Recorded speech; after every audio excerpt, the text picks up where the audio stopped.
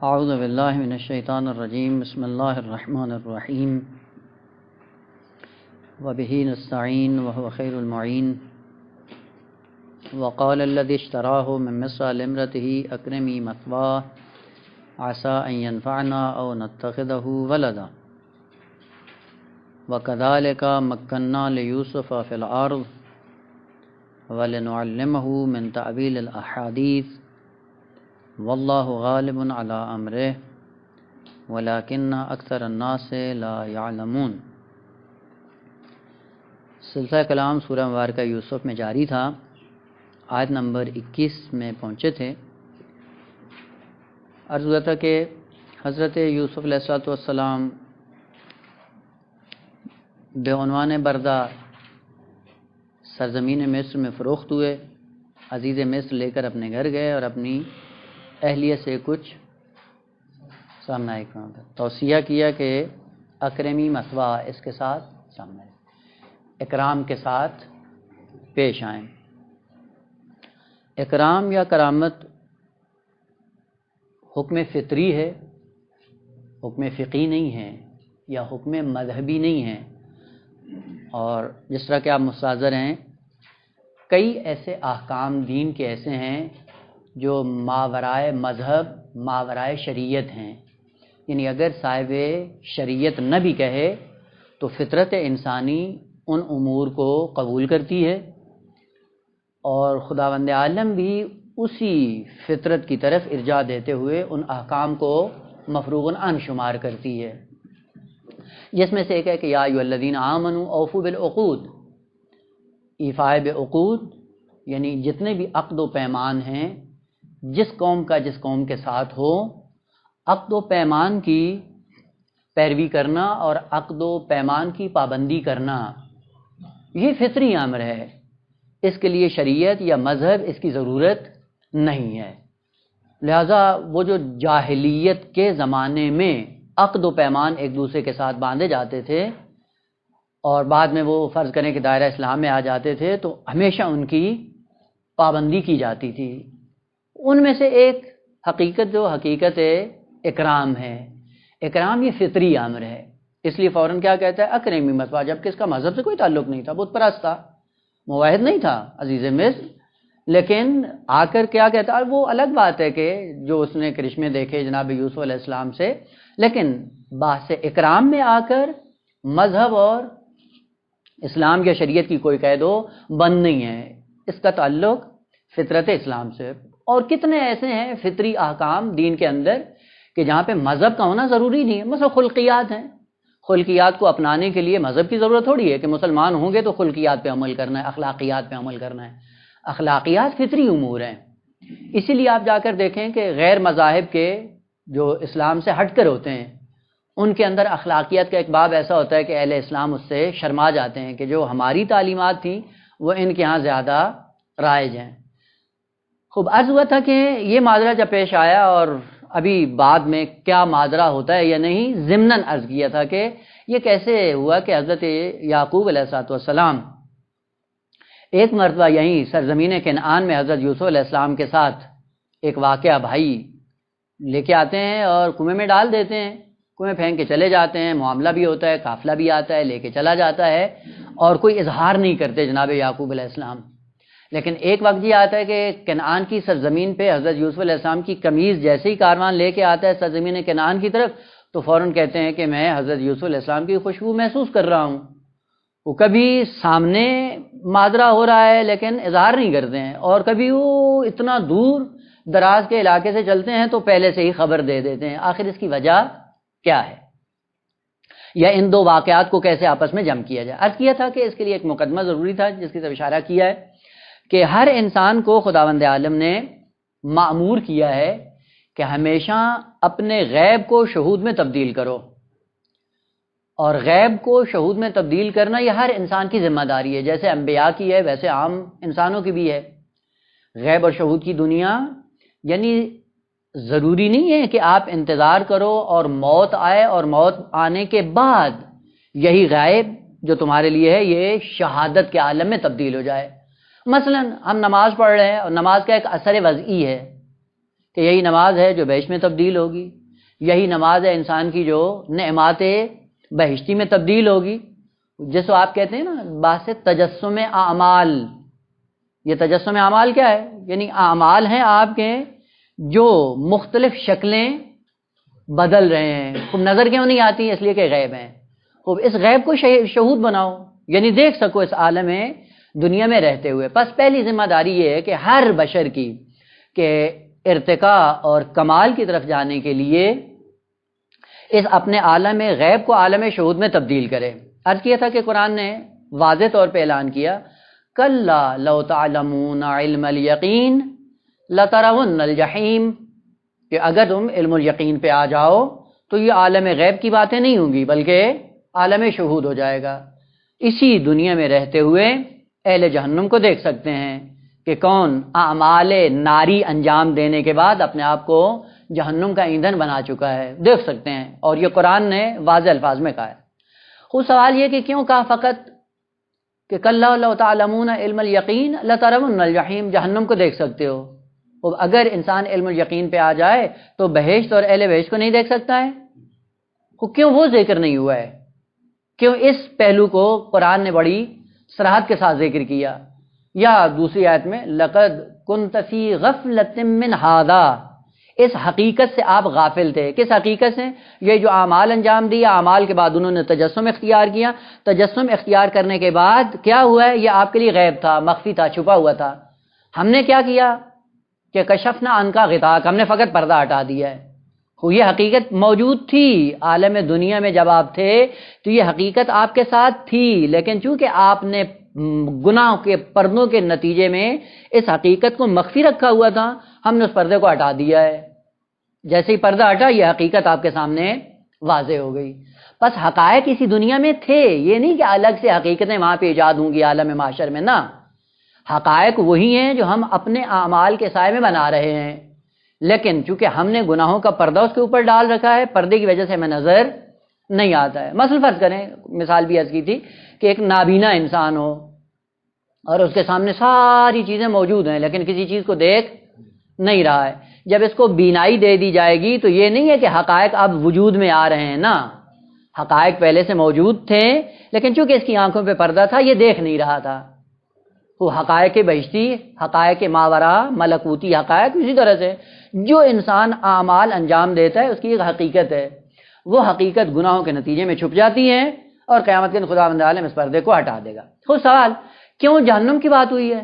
وہ بہشت کے لیے قانون نہیں ہے؟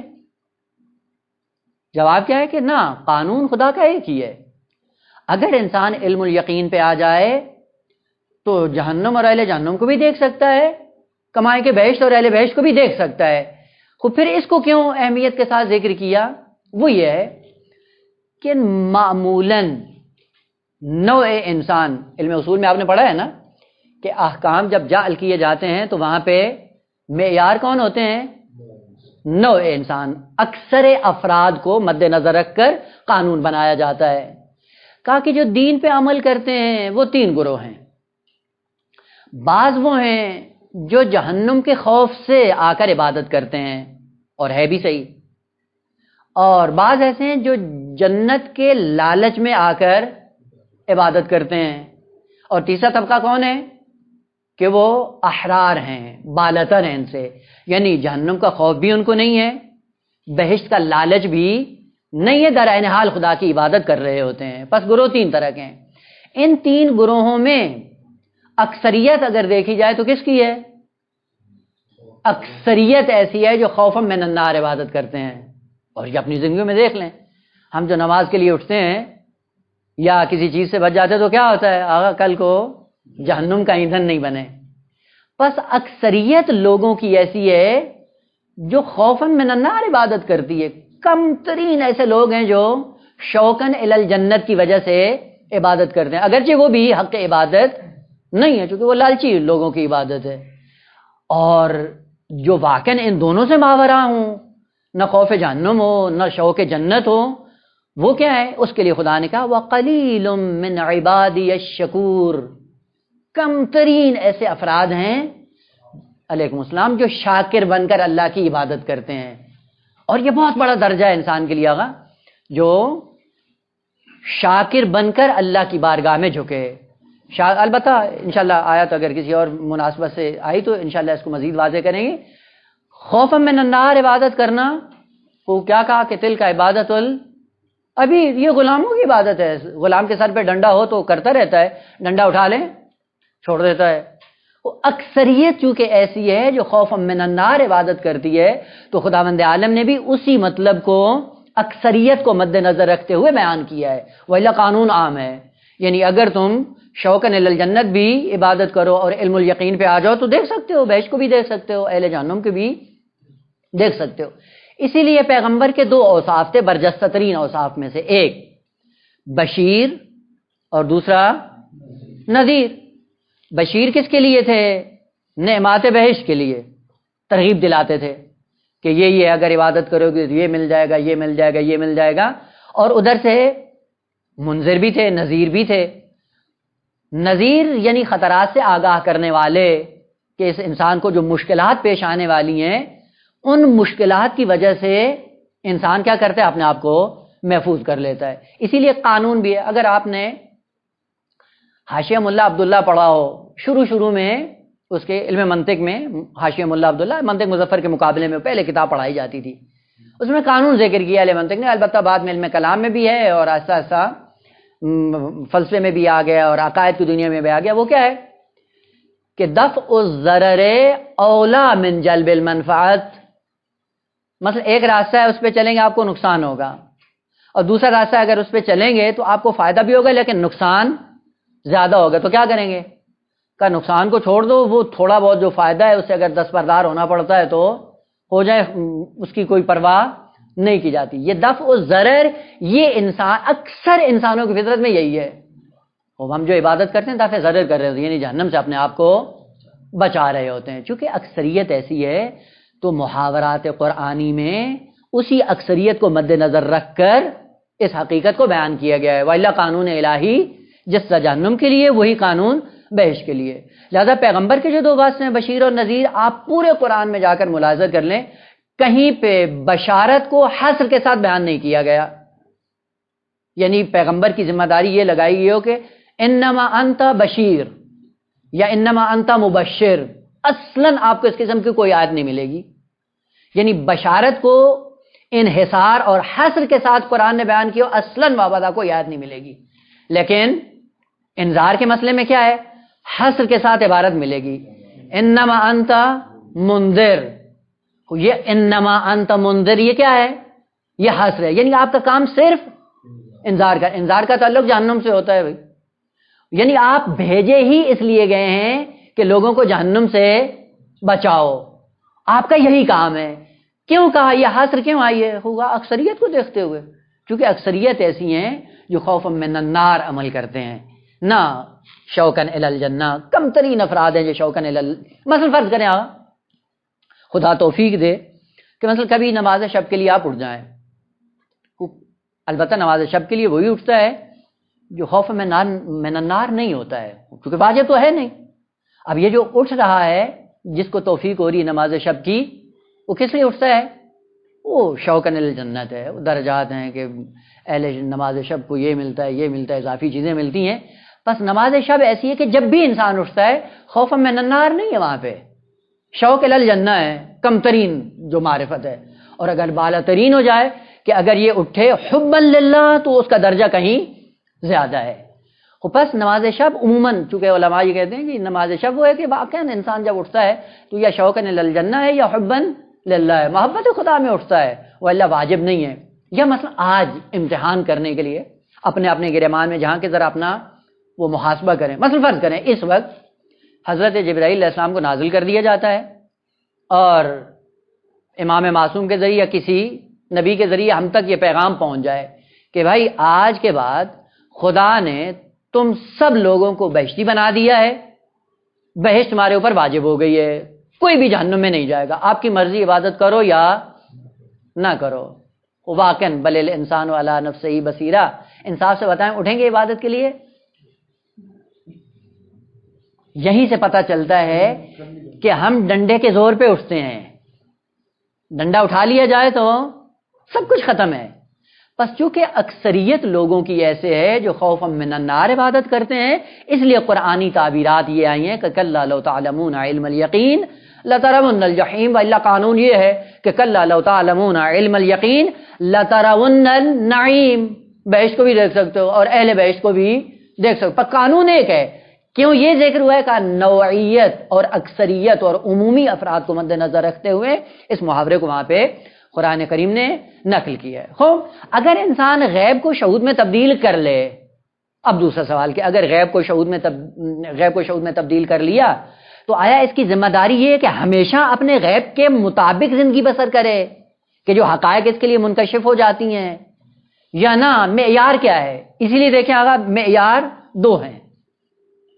ایک یہ ہے کہ جو انسان اپنے غیب کو شہود میں تبدیل کر لیتا ہے اور غیب کی حقائق سے آگاہ ہو جاتا ہے تو آیا غیب کے مطابق زندگی بسر کرے، یا نہ دوسرا راستہ یہ ہے کہ اس دنیا میں رہتے ہوئے فقہ کے مطابق عمل کرنا ہے، نہ غیب پہ عمل کرنا ہے۔ فقہی احکام میں کیا ہے؟ فقہی احکام ظاہر پر مبنی ہے، غیب پہ مبنی نہیں ہے۔ مثلا فرض کریں قاضی، جج، اس کے پاس دو مجرم آتے ہیں اور ان دو مجرم میں سے اس کو پتہ چل جاتا ہے علم غیب کے ذریعے، یعنی وہی جو غیب کو شہود میں تبدیل کر لیتا ہے، معنویت کی اس منزل پہ پہنچ جاتا ہے کہ اس کو پتہ چل جاتا ہے ایک سچا ہے اور ایک جھوٹا ہے۔ آیا فقہی اعتبار سے وہ اپنے علم پہ عمل کرتے ہوئے ایک کو بری کر دے اور دوسرے کو پکڑ لے، کر سکتا ہے؟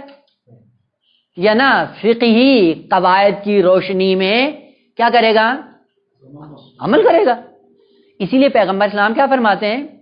انما اقضی بینکم بالایمان والبینات، حاصل کے ساتھ میں کیا کرتا ہوں کہ جتنے بھی مجرم میرے پاس آتے ہیں تو ان کے درمیان جو فیصلہ کرتا ہوں کس بنیاد پہ کرتا ہوں؟ یمین و بینہ کی بنیاد پہ۔ ایمان یمین کی جمع، یمین ہی نہیں قسم۔ آپ کو پتا ہے نا، جو منکر ہے وہ قسم کھاتا ہے اور جو مدعی ہوتا ہے وہ بینہ لے کے آتا ہے، یعنی مدعی آ کر شاہد پیش کرتا ہے، اگر شاہد پیش نہ کر سکے تو جو منکر ہوتا ہے وہ قسم کھائے گا، اس کے بعد بری و ذمہ ہو جائے گا۔ تو کہا جو بینہ لے کے آئے، بینہ اگر اس نے پیش کر دیا فیصلہ میں اس کے حق میں کر دوں گا، اور اگر بینہ نہ لا سکا تو جو منکر ہوگا وہ قسم کھائے گا، قسم کھانے کے نتیجے میں اس کے مطابق اس کے حق میں فیصلہ کر دوں گا۔ یہ جو یمین اور بینہ کے مطابق میں فیصلہ کرتا ہوں، یہ کیا ہے؟ یعنی مامور ہوں دنیا کے اندر فقہ کے قوانین کے مطابق زندگی گزارنی ہے، اپنے علم غیب پہ عمل نہیں کرنا ہے۔ پس انبیاء کی سیرت میں کیا ہے کہ زندگی درست ہے کہ شہود کو دیکھ لیتے ہیں، غیب کو شہود میں تبدیل کر لیتے ہیں، لیکن کبھی بھی اس غیب پہ عمل کرنے کے مامور نہیں ہوتے ہیں۔ البتہ عرض کیا تھا ایک استثناء موجود تھی، اس استثناء کا نتیجہ کیا تھا کہ جب اصل توحید، اصل نبوت اور اصل دین کی تکذیب ہو رہی ہو تو وہاں پہ اصل توحید، اصل نبوت، اصل دین کو بچانے کے لیے وہ علم غیب پہ عمل کر سکتے ہیں، وہاں پہ مجاز ہیں، اس کے علاوہ ان کو اجازت نہیں ہے۔ اسی لیے جا کر دیکھیں سورہ مبارکہ توبہ کی آیت، قل اعملوا فسیر اللہ عملکم برسولہ، یہ آیت 2 مرتبہ سورہ مبارکہ توبہ میں تکرار ہوئی ہے۔ قل اعملوا، عمل کرتے رہو، یہ وہی مورد ہے، علم اصول میں آپ نے پڑھا ہوگا کہ کبھی امر آتا ہے تحدید کے لیے، دھمکی کے لیے، یعنی تم کرتے رہو دیکھ لیں گے، اردو میں ہوتا ہے نا، اور جب کسی کو دھمکانا ہو تو کیا کہتے ہیں؟ ٹھیک ہے تم کرتے رہو ہم دیکھ لیں گے۔ وہ دیکھ لیں گے کیا مطلب ہے؟ یعنی یہ جو کام کر رہے ہو غلط کر رہے ہو، اگر رک گئے تو ٹھیک، نہیں تو خود روک لیں گے۔ یہی آیت قرآنی ہے، قل اعملوا، کرتے رہو جو کچھ کرنا ہے، تو کیا ہوگا؟ فسیر اللہ عملکم ورسولہ، دیکھ لیں گے ہم، یعنی کیا مطلب؟ آنا تمہیں ہمارے پاس ہی ہے، پھر دیکھیں گے کہ تم دنیا میں کیا کرتے تھے۔ یہاں پہ کیا ہے؟ قل اعملوا فسیر اللہ عملکم، تمہارے اعمال کو کون دیکھ رہا ہے؟ خدا، ورسولہ، اور اس کا رسول بھی دیکھ رہا ہے۔ پس یہاں پہ کیا ہے؟ سیر اللہ، ان قریب کیا ہے؟ یعنی جب تمہارے اعمال کو جو بھی کر رہے ہو کون دیکھ رہا ہے؟ خدا اور اس کا رسول۔ اب بعض لوگوں سے ہضم نہیں ہوا، کہا یہ کیسے ہو کہ اللہ بھی دیکھ رہا ہے اور رسول بھی دیکھ رہا ہے؟ تو کہا یہ تو شرک ہو جائے گا۔ قرآن کو نہیں پتا تھا کہ شرک ہو رہا ہے یا نہیں ہو رہا ہے، لیکن علماء کو زیادہ دکھ ہوا کہ نہیں یہ تو شرک ہو رہا ہے، توجیہ کی کیا کہ قل اعملوا فسیر اللہ عملکم، خدا تمہارے عمل کو دیکھ رہا ہے، کب؟ جب تم عمل کرتے ہو، ورسولہ، اور اس کا رسول دیکھتا ہے کب؟ جب تم مرو گے. یعنی رسول دیکھتا ہے قیامت میں اور اللہ دیکھتا ہے دنیا میں. یعنی دنیا میں اللہ دیکھ سکتا ہے، رسول نہیں دیکھ سکتا. خو آغا اگر رسول کو قیامت میں دیکھنا ہے تو یہ کون سی خصوصیت ہے رسول کے ساتھ؟ قیامت میں تو سب دیکھیں گے، یہ کیا خصوصیت ہے کہ رسول قیامت میں جا کے دیکھے گا؟ اول انسانیت یہ کہ آغا فعل ایک ہی ہے، قل اعملوا، تم کرو، فسیر اللہ، ہم دیکھ لیں گے. سیر اللہ، یہ جرا فعل مضارع ایک ہی ہے. خوب، اس کا فاعل اللہ ہے اور اس کا رسول ہے عطف کے ذریعے. خوب، عطف کے ذریعے کیا ہوتا ہے؟ معطوف اور معطوف علیہ کا حکم کیا ہوتا ہے؟ ایک ہی ہوتا ہے. جاء زید و عمر، مانا کیا ہوگا کہ زید ابھی آیا ہے، عمر 5 دن بعد آئے گا؟ وہ بھی ابھی آیا ہے. خوب، اگر اس کے اندر کوئی قرینہ نہیں ہے تو خدا بھی دیکھ رہا ہے اور اس کا رسول بھی دیکھ رہا ہے. یعنی تمہارے اعمال پر شاہد ہے خدا بھی اور رسول بھی. خوب، پس رسول وہ ہیں کہ جنہوں نے اپنے غیب کو شہود میں تبدیل کیا ہوا ہے. جو بھی اعمال آپ انجام دے رہے ہو وہ سب کچھ دیکھ رہے ہیں، لیکن اس کے باوجود ان کی ذمہ داری کیا ہے کہ انما اقضی بینکم بالایمان والبینات، وہ فقہی قانون کے مطابق ہمیں زندگی بسر کرنی ہے. جس طرح کہ ابن ملجم آتا ہے بیعت کرنے کے لیے، امیر المومنین 3 مرتبہ اس سے بیعت لیتے ہیں اور بار بار یہی تکرار کرتے ہیں کہ تو میرے بیعت کرنے والوں میں مجھے نظر نہیں آ رہا. 3 مرتبہ جملے کا تکرار کیا، کہا پریشان بھی ہو گیا. امیر المومنین نے کہا جو لوگ میری بیعت کرنے والے ہیں پاور جہاں، میں تمہیں دیکھ نہیں رہا ہوں. یعنی مستقبل کو دیکھ رہے تھے. اب اور پھر آ کے کہتا بھی مولا یہ تلوار ہے، اگر آپ یہ سمجھ رہے ہیں کہ نہیں ہو تو قتل کر دیں. امام نے کیا کہا کہ قصاص قبل از جنایت نہیں ہے. ابھی تم سے کوئی عمل سرزد نہیں ہوا ہے، میں کیوں پہلے تمہیں سزا دے دوں؟ اور بعد میں دیکھا کہ معذرت جو، یعنی دیکھ رہے تھے لیکن موظف کیا ہے، ذمہ داری کیا ہے کہ فقہی احکام کے مطابق عمل کرنا ہے، فقہ کے مطابق زندگی کو سوار کیا گیا ہے. وَإِلَّا آغا اگر علم غیب پہ عمل کرنا ہو تو کیا ہوگا؟ قرآنی آیت کے مطابق کہ اس روئے زمین پہ کوئی جنبندہ باقی نہیں رہے گا. کتنے چور ہیں علم غیب پہ عمل کرنا، ہر ایک کا ہاتھ کٹا ہو. کتنے ایسے ہیں کہ جو ایسی گناہوں میں مبتلا ہیں جن میں رجم ہو سکتی ہے، جن میں پھانسی لگ سکتی ہے، اعدام ہو سکتے ہیں، زمین میں ملک بدر کیا. کتنے ایسے قوانین ہیں اور ہر ایک آدمی اس کا مرتکب ہو رہا ہے. اور اگر یہ خدا کی ستاریت نہ ہو اور فقہی احکام کی طرف سے خداوند عالم کا حکم نہ ہو تو اس زمین پہ کون انسان باقی رہے گا؟ کتنے ایسے گناہ، ہر بشر اس میں مبتلا ہے. معصومین کو فقط آپ نکال دیں، اس کے علاوہ کون ہے جو پاکیزہ انسان آپ کو نظر آتا ہے؟ وہ آپ جا کر شاید انگلی پہ آپ گن نہ سکیں، اتنے افراد نہیں ہیں. اس کا مطلب یہ ہے کہ خداوند عالم نے اس دنیا میں زندگی بسر کرنے کے لیے جو معیار قرار دیا ہے وہ فقہی احکام ہے. ظاہر پہ عمل کرتے ہوئے آپ دنیا کے ساتھ مدارا کرو، وَإِلَّا غیب پہ عمل کرنا معیار نہیں ہے. خوب، حضرت یعقوب علیہ السلام نہ یہ کہ کنعان کی سرزمین میں نہیں دیکھ رہے تھے، نہ سب کچھ دیکھ رہے تھے اور سب کچھ عیاں بھی تھا، لیکن اظہار کیوں نہیں کیا؟ عرض کیا تھا کہ اظہار اگر کرتے تو یہی خانوادگی زندگی جہنم میں بدل جاتی.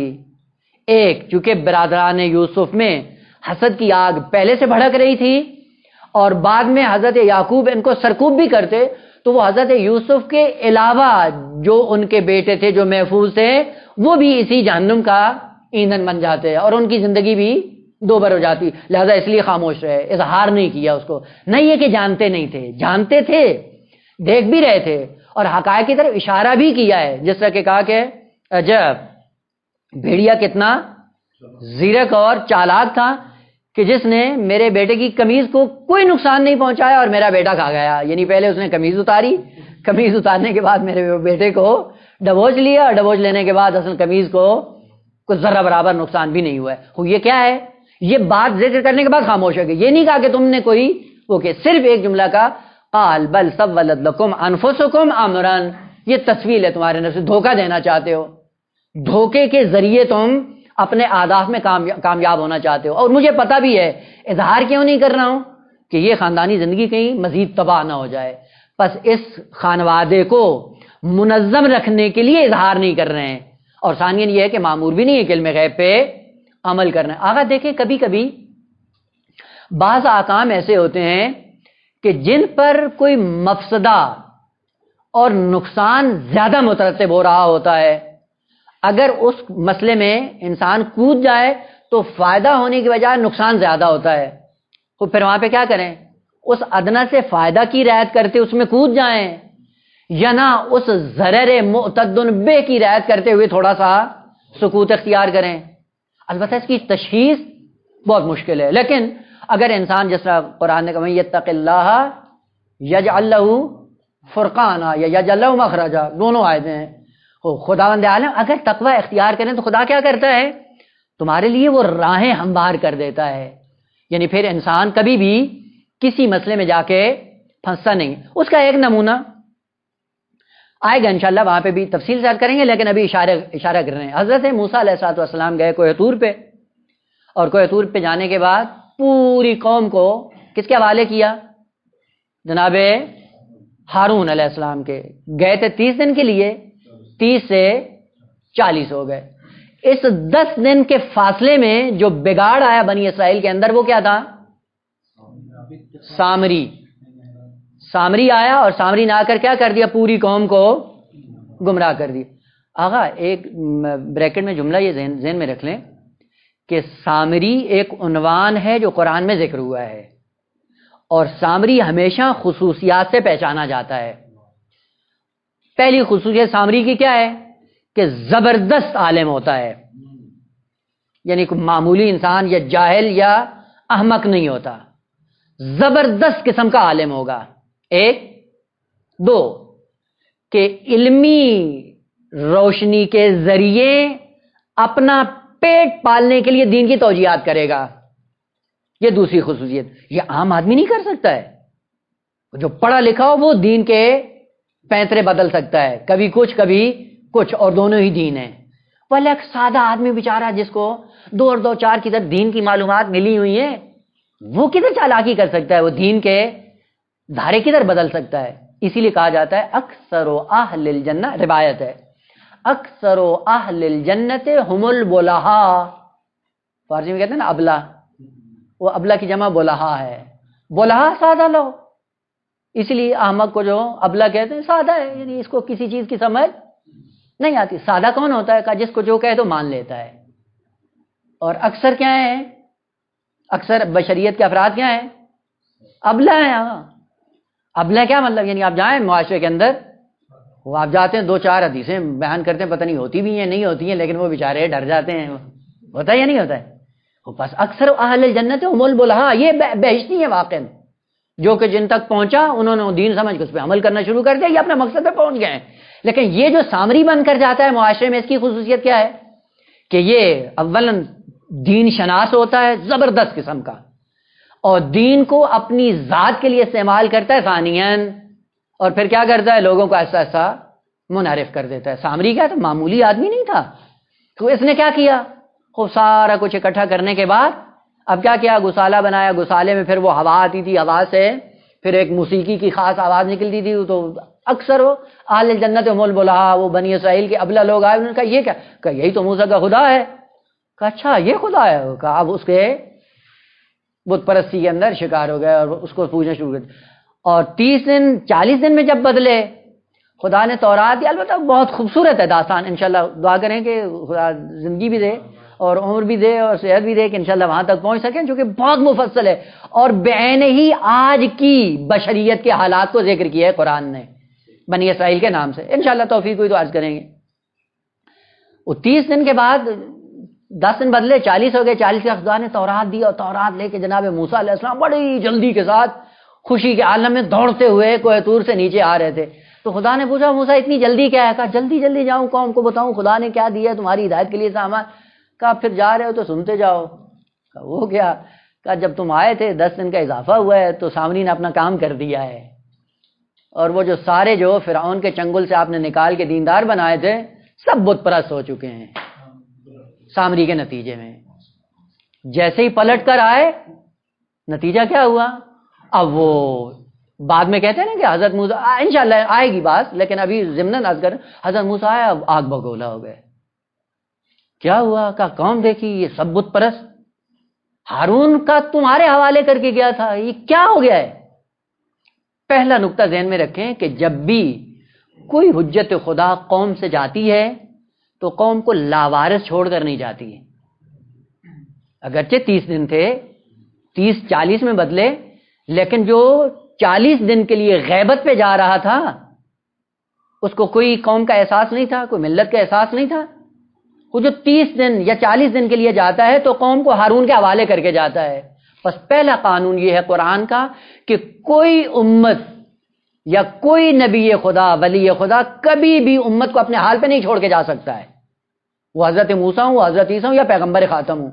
وہ حضرت موسیٰ 40 دن کے لیے جاتے ہیں، بلا وارث چھوڑ کر نہیں جاتے ہیں۔ اور عجیب بات ہے مسلمانوں کی نااہلی اور کم عقلی کہ جس کو ہمیشہ کے لیے جانا ہے وہ کہتا ہے نہیں تم ریوڑ ہو، تم اپنے حالات خود سنبھال لینا، میری کوئی ذمہ داری نہیں ہے، میں کسی کو منسوب کر کے نہیں جاتا ہوں۔ آخر کیسے معقول ہے یار؟ خوب جب قانون انبیاء کا ایک ہے تو کون سا نبی ہے جو اس قانون کی مخالفت کرتا ہے؟ جو 40 دن کے لیے جائے اس کو اتنا احساس ہے کہ میرے بعد قوم گمراہ نہ ہو، اور جس کو ہمیشہ جانا ہے وہ قوم کو ریوڑ بنا کے ایسے ہی چھوڑ کے چلا جائے۔ اس کا مطلب یہ ہے کہ پھر سید الانبیاء تو حضرت موسیٰ کو ہونا چاہیے تھا۔ وہ معاذ اللہ خدا سے اشتباہ ہوا کہ جس نے پیغمبر خاتم کو سید الانبیاء بنا دی ہے، اور جس کو اتنا شعور بھی نہیں ہے معاذ اللہ ثم معاذ اللہ کہ میں جا رہا ہوں اور ہمیشہ کے لیے جا رہا ہوں، اس کے بعد مجھے آنا بھی نہیں ہے، تو بغیر وارث کے، بغیر کسی رہنما کے، بغیر کسی ہادی کے اس قوم کو چھوڑ کے چلا جاؤں۔ خوب یہاں تک یہ قانون، خوب یہ قانون چلتا چلتا پیغمبر کے بعد سلسلہ امامت چلا 12ویں پہ آ گیا۔ خوب 12ویں کے لیے مشکل پیش آئی، کیا؟ غیبت آ گئی نا، وہ غیبت میں گئے۔ یہ کیسے معقول ہے کہ وہ غیبت میں گیا تو قوم کو ریوڑ بنا کے چلا گیا ہے؟ نہیں سمجھ آتی آگا بعض لوگوں کی کہ نظریہ ولایت فقی یہ امام خمینی کی ایجاد ہے، کوئی امام خمینی نے دین اپنی جیب سے نکالا ہے۔ اگر پیغمبر بغیر وارث کے قوم کو نہیں چھوڑ کے جاتا ہے تو جس نے غیبت کبریٰ میں جانا ہے اس نے ریوڑ بنا کے چھوڑ دیا، کسی کے حوالے نہیں کر کے گیا ہے۔ آغا کسی شخص کی مخالفت ہمیں دین کا مخالف نہ بنا دے۔ خوب کیا ہوا پیغمبر کے بعد اکثر کیا ہو گئے اہل سنت، جی پیغمبر نے کسی کو نہیں چھوڑا ہے۔ خوب اہل سنت کب ہو گئے؟ پیغمبر کے بعد۔ ہم جو نظریہ ولایت فقیہ کے بعنوان نظریہ اسلامی نہیں مانتے، ہم کیا ہو گئے؟ ہم بھی انہیں سنیوں کی طرح آج سنی ہو گئے۔ کب؟ 200-250 سال بعد۔ خوب کیا فرق پڑتا ہے؟ ایک سنی 200-250 سال پہلے ہو جائے مکتب سے منہ پھیر لے، اور ایک 250 سال بعد میں آ جائے وہ بھی سنی ہو جائے، فرق کیا پڑتا ہے؟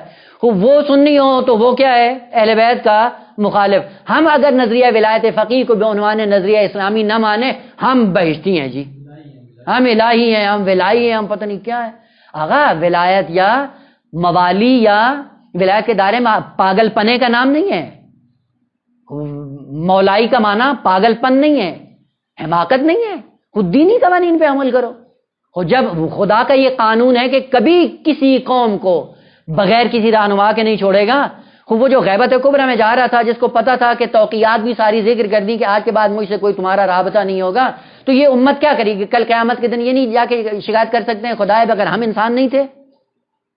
یا یہ ہے دو حال سے ہم خالی نہیں تھے، یا غیبت کبریٰ کے بعد یہ پوری بشریت فرشتے بن گئے ہیں کہ اب ان کو امام کی ضرورت نہیں ہے، یا پھر جانور ہیں جن کو امام کی ضرورت نہیں ہے۔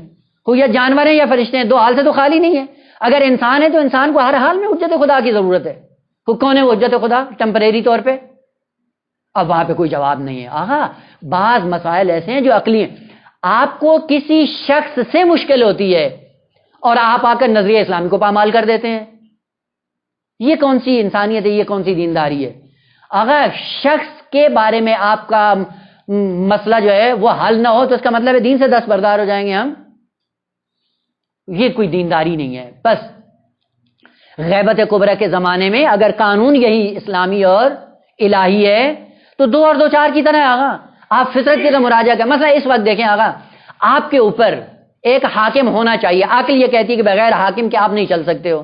خوب ایک شرابی، ایک زانی، ایک بدکار آپ کا حاکم بنے بہتر ہے، یا ایک دیندار عبادت گزار پرہیز متقی آپ کے اوپر حکومت کر رہا ہو؟ کون سا بہتر ہے؟ اب پھر دلائل جی یہ مقبول ہے عمر حنظلہ سے استدلال کرنا، جب کرتے ہیں نہیں جی اس کی سندی مشکل ہے، وہ اس کی سندی مشکل ہو، عقلی مشکل بھی ہے، تمہاری فطری مشکل بھی ہے، یہ قوانین فطری ہیں، عقلی ہیں۔ خوب عرض یہ کرنا تھا، بات سے زیادہ دور نکل گئے، کہ حضرت موسیٰ علیہ السلام جب آئے تو غضبان آصفا کیا کیا؟ ایک تو بھائی کا آ کے گریبان پکڑا پہلے مرلے میں، سامری کے بعد یعنی سامری کے پیچھے بعد میں گئے ہیں، سب سے پہلے کس کا گریبان پکڑا ہے؟ جس کے حوالے کر کے گئے تھے۔ خوب حوالے کرنے گیا، او بھائی میں گیا تھا 30 دن کے لیے 40 دن کے لیے، یہ قوم کس کے حوالے تھی؟ آپ کے حوالے تھی، آپ کے ہوتے ہوئے یہ سب کیا ہو گئے؟ گمراہ ہو گئے۔ آ کے گریبان بھی پکڑ لیا، بال بھی پکڑ لیا، داڑھی بھی پکڑ لی، جھنجھوڑا۔ اب کیا ہوا؟ یہ یقین رکھ لیں کہ وہ جو پردہ غیب میں جن کے حوالے کر کے گیا تھا، جب وہ پردہ غیب سے آئے گا قوم کے پیچھے بعد میں جائے گا۔ یہ جو بڑی بڑی داڑیاں اور 20-20 میٹر کے عمامے پہن کے ابا اور کبا اور اس کے اوپر میل نہیں آنے دیتے ہیں، اور پوری بشریت کو انہوں نے خصوصاً تشیع کو حدیثیں سنا کے ڈرایا ہوا ہے، خمس نہیں دیا تو تم یہ تم وہ بیچارے ابلا لوگ ڈر کے سب کچھ دے دیتے ہیں، جی یہ بھی لے جاؤ، یہ بھی لے جاؤ۔ اور جس بے دردی سے یہ خرچ کرتے ہیں، اس کے بعد گریبان ان کا نہیں پکڑا جائے گا، وہ جن کے حوالے کر کے گئے تھے ان کا پکڑا جائے گا۔ اور ایک ایسی بندر بانٹ ہے آگا بیت المال کے ساتھ، وہ جس کا پلتا ہے جی ہاں ہمارے پاس اجازت ہے، بعض کہتے ہیں اجازت کی ضرورت نہیں، بہرحال وہ ایک الگ بات ہے۔ وہ پس سب سے پہلے وہ آ کر ذمہ دار لوگوں کے گریبان کو پکڑے گا۔ خوب ہوگا کیا؟ کہا کہ اگر جناب ہارون کی طرح کوئی آپ کے پاس دلیل عذر موجہ ہوا چھوٹ جائیں گے، اور اگر نہ ہوا تو پھر چھوڑے گا نہیں، وہ ولی خدا ہے چونکہ اس کی کسی کے ساتھ رشتہ داری نہیں ہے۔ خوب جناب ہارون کو پکڑا، ہارون کو پکڑنے کے بعد کیا کیا؟ جناب ہارون نے قانون ذکر کیا، کیا تھا؟ کہا کہ اگر میں ان کی اس وقت اصلاح کرتا تو نہ فقط یہ کہ اصلاح نہ کر پاتا، میں بھی قتل ہو جاتا، بت پرستی اس سے زیادہ عروج پہ ہوتی اور مفسدہ اس کا کہیں زیادہ ہوتا۔ لہذا میں نے مصلحت اس چیز میں دیکھی کہ تھوڑا بہت نام دین کا بھی رہے، خوف دین کا ان کے میں باقی رہے، حجت خدا بھی باقی رہے۔ بین ہی حضرت امیر علیہ السلام نے 25 سالہ دور میں یہی کیا تھا، کہا کہ اگر میں اس وقت قیام کرتا، حسنین بھی شہید ہو جاتے، میں بھی شہید ہو جاتا، شہادت پہ کوئی اثر بھی مترتب نہ ہوتا اور دین پیغمبر بالکل اس کا کلا کما ہو جاتا۔ پھر میں نے کیا کیا؟ خوب اس حالت میں نے صبر کیا کہ کم از کم اسلام کا نام باقی رہے، اور جب ہم موجود ہیں تو ایسا ایسا جو غلط تفسیر ہوگی اس کی صحیح تفسیر کرتے رہیں گے۔ پس کبھی کبھی حجت خدا جو صبر کرتی ہے اور اپنے علم غیب پہ عمل نہیں کرتی، اس وجہ سے نہیں کرتی کہ اگر کرے گی تو مفسدہ اور ضرر اتنا زیادہ ہوگا کہ جس کا تحمل کرنا ممکن نہیں ہے۔ بس جواب مل گیا کہ جناب یعقوب علیہ الصلوۃ والسلام نے جو اپنے علم غیب پہ عمل نہیں کیا، اگرچہ غیب شعور میں تبدیل ہو گئے، اور اگر یہ غیب شعور میں تبدیل ہونے کے بعد اس پہ عمل کرتے، نتیجہ کیا تھا؟ نہ فقط ایک یوسف، ایک برادران یوسف جو خیر خواہ تھے جناب یوسف علیہ السلام کے لیے، وہ بھی نابود ہو جاتے اور یہ خاندانی زندگی بالکل نابود اور تباہ ہو جاتی۔ اس وجہ سے جناب یعقوب علیہ السلام نے صبر کیا، اور صبر کرنے کے بعد اس کا اظہار نہیں کیا۔ لیکن اس دوران جناب یعقوب علیہ السلام نے اس حد تک ذہنی حوالے سے ان کو آمادہ کر لیا تھا کہ یہ پشیمان ہو چکے تھے۔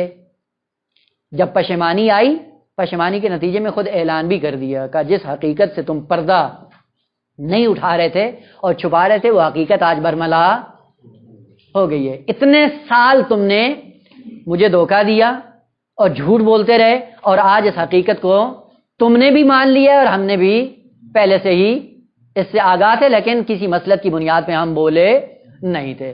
بس ہو سکتا ہے ولی خدا ایک حقیقت سے آگاہی رکھتا ہوں، لیکن بعض مسالے کی بنیاد پر یا نقصانات جو مترتب ہو رہے ہوتے ہیں جن کا خمیازہ بھگتنا بڑا مشکل ہوتا ہے، اس مسئلے کو چھپانے کے لیے کبھی کبھی اس کا اظہار نہیں کرتے۔ نہ یہ کہ جناب یعقوب علیہ السلام کو کنعان کی سرزمین کا پتہ نہیں تھا، سب کچھ جانتے تھے، جاننے کے بعد جو خاموشی اختیار کی، جو صبر جمیل سے کام لیا، وہ اس وجہ سے تھا کہ یہ سلسلہ باقی رہے اور مزید اس پر مفسدہ مترتب نہ ہو۔ سلسلہ قیام جاری ہے، انشاءاللہ بعد میں بیان ہوگا۔ والحمدللہ۔